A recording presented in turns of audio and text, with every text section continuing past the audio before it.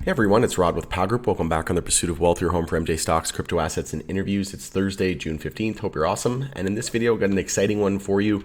We've got news from MJ Moment that the feds are aiming to finish the MJ scheduling review this year. And this comes after we're expecting a vote on safe banking. I've got an update on that as well. Before we get to it though, make sure to smash the like, help support me in the channel. It doesn't cost you anything. If you're new, you can subscribe, tick the bell, you'll be notified on any future videos or when I go live.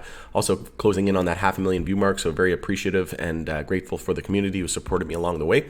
But as I said, we're starting to see key catalysts start to ramp up in the space, and we're seeing this type of seasonality effect that we're accustomed to in the MJ space. But obviously it's been a brutal couple of years in this bear market that we're in, and we're scouting a bottom now, down over, some names down over 90%, even 99% from their February 2021 highs or their all-time highs.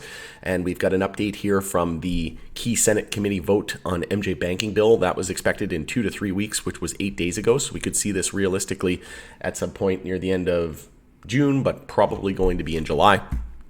More than likely, but obviously that would be huge for the space. And then also here in Canada, Vancouver City News everywhere was reporting that is it time to change the MJ Act here in Canada. And we know that the feds here in Canada are under a consultation period. So they're working on things like labeling, packaging, taxation, marketing, those types of things. So we could see some more favorable changes from a federal perspective here in Canada. And then speaking of federal, feds aim to finish MJ scheduling review this year, top Biden official tells MJ Moment. So we'll go through this here fairly quickly. The head of the U.S. Department of Health and Human Services, HHS, is aiming to present President Joe Biden with a federal MJ scheduling decision this year as agencies work as quickly as we can to complete an administrative review, Secretary Xavier Becerra told MJ Moment during the press briefing in Sacramento on Thursday. While Becerra and other federal officials have previously emphasized that they are working expeditiously to carry out the MJ review, which the president directed late last year, there's been a lack of clarity about the specific timeline. Now the secretary has disclosed when he hopes to deliver the president's directive. So the Food and Drug Administration, FDA, under HHS, is carrying out an 8-step scientific review of MJ to determine whether it should be rescheduled, descheduled, or remain in Schedule 1, which is reserved for the most strictly controlled drugs under Controlled Substances Act, CSA. So what I can tell you is that the president instructed us at HHS, FDA in particular, to take a look at how we treat MJ to see if we can update a review of MJ as a drug and how we can make sure how do we treat it going forward on a federal level. Places like California have already changed the laws. The federal government has not. And so we've been instructed and we're underway with that review as we speak. He said that HHS, along with other agencies like the Drug Enforcement Administration, DEA, are working together to try to see if we can give the president an answer that's based on science and the evidence. Stay tuned. We hope to be able to get there pretty soon, hopefully this year. So very promising. Like I said, things starting, even the technicals, even the charts are saying we could see some fireworks into the end of the year here. And the broader market, the S&P 500 hitting a new 52-week high, and we're just not seeing that momentum shifting here in MJ, and it's very frustrating. I understand. I'm a retail investor, and I'm getting tired of the prices being low, but it's just more time to accumulate. But I will bring up the charts here in a moment, and it's looking like we could see some nice fireworks to the upside into the end of the year. It's not a definitive deadline, but it is the clearest timetable offered yet by the top federal official, providing new insight into what the secretary thinks may be achievable within the next 6 months. Once HHS finalizes its review, it will send the scheduling recommendation to the DEA, which makes the final call. The health agency's scientific findings are binding, but DEA could theoretically flout the resulting recommendation.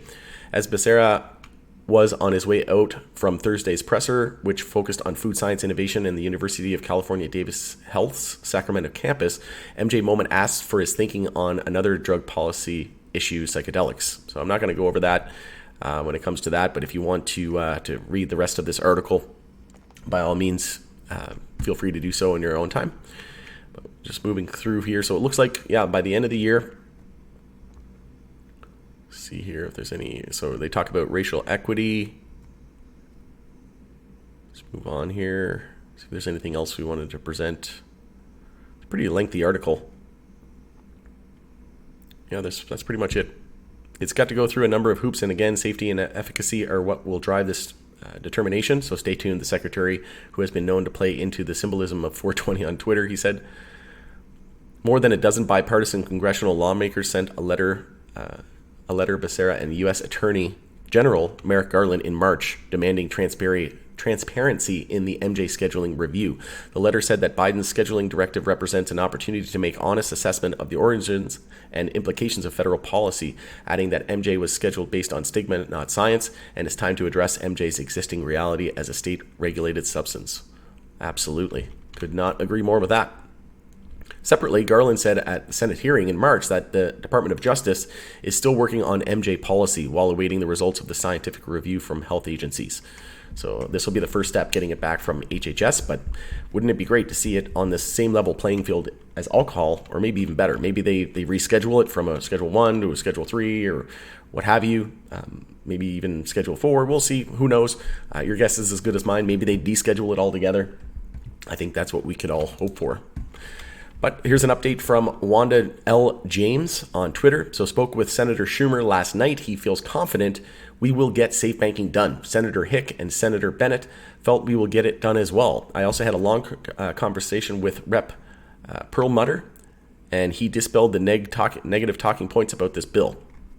And I encourage you to go. This is from June 15th.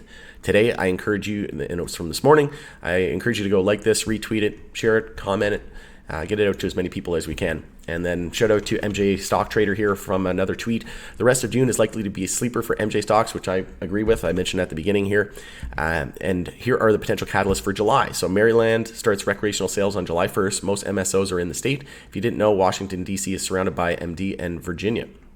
Number 2, safe banking is likely to get a banking committee vote and possibly Senate floor in July, which again lines up with my expected timetable from my video that I posted there about 8 days ago. Schumer is likely to attach hope, best chance of passing, but if he adds anything else, the chances of passing drop significantly. This could easily be a negative catalyst, but could be the largest catalyst for the sector in years. We could get Florida Supreme Court decision that would allow or deny 2024 recreational ballot measure in the state as well. This could likely happen this summer and could happen in July. So yeah, that's a big one. Florida's going to be a massive market. And safe banking will be much better for and a bigger catalyst for the U.S. MSOs, so the operators in the U.S. It will help the Canadian operators as well, in my opinion, just because of the hype in the space, and we'll see the share price more than likely go up. But it's going to be the U.S. operators that are going to be getting traditional funding and access, potentially uplisting to the NYSE and the NASDAQ, and then not operating as cash businesses in the U.S. and consumers will be able to use credit cards and things like that more than likely. So, like I said, things are ramping up. MJ Act review here in Canada as well. So everything's pointing to a pretty big explosive move here into the end of the year. And even on the MSOS chart, it's still a ways away before we see a golden cross. But we could potentially see the 50-day below the 200-day moving average. And once they cross, we refer to that as a golden cross. Generally, that means we can expect a lot of upside. And a lot of our names as well, individual names in the space, are showing potential for that to occur as well.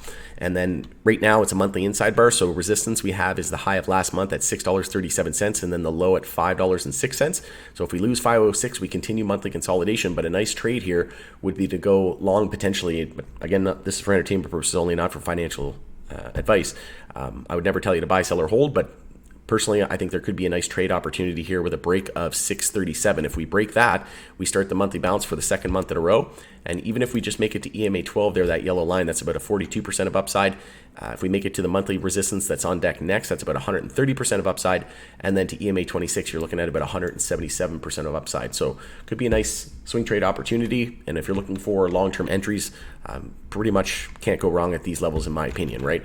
We're down, even MSOS, the ETF that tracks all the major names in the US, is down over 90%, almost 91% from its all-time high.